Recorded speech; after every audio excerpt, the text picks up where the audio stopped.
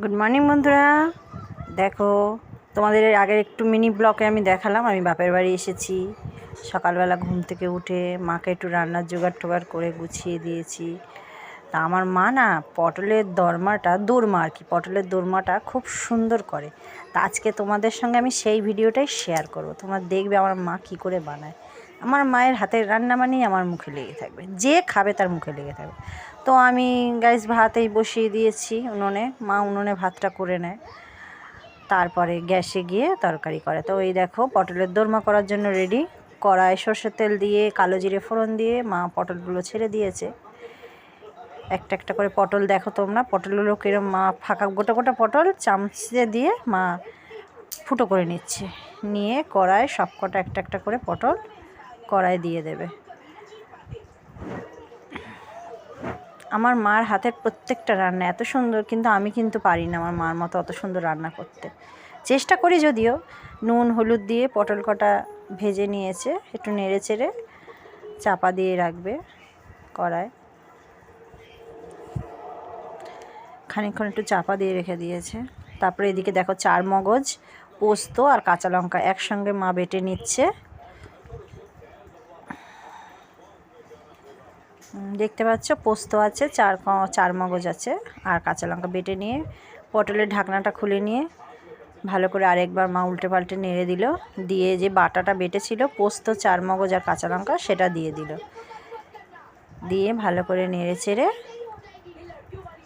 শিলে যেটা ছিল সেটা শিল থেকে ভালো করে ধুয়ে বাটিতে তুলে নিয়েছে। এবার এই শিল ধোয়া যে জলটা, সেই জলটা দিয়ে দিল।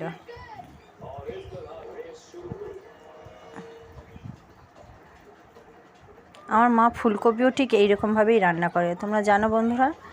সেও তোমাদের একবার যদি কেউ খেয়েছে মুখে তো লেগে থাকবেই একদম। দেখো ভালো করে নেড়ে চেড়ে এবার এটা খানিকক্ষণের জন্য একটু চাপা দিয়ে রেখে দেবে। ব্যাস, এদিকে শিলে আবার একটু সর্ষে বেটে নিল, কালো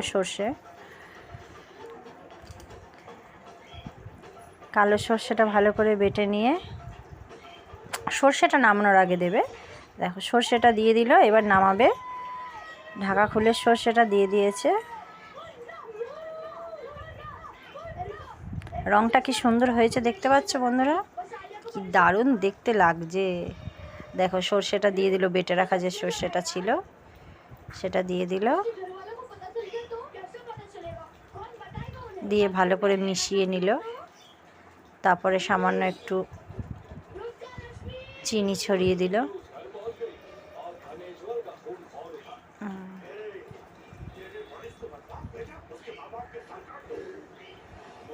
একটু চিনি ছড়িয়ে দিল স্বাদের জন্য। চিনিটা সামান্য চিনি একটু দেয় তরকারিতে যাতে একটু স্বাদ হয়।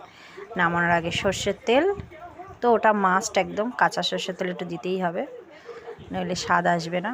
ব্যাস রেডি পটলের দোরমা, আমার মার হাতের স্পেশাল রান্না।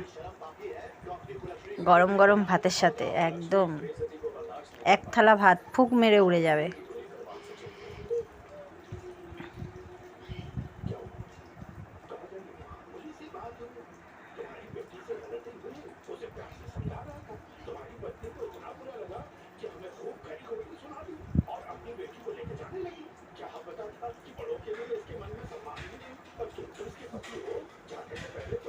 তোমরা দেখো বন্ধুরা কি সুন্দর। তো টাটা, সো বাই বাই।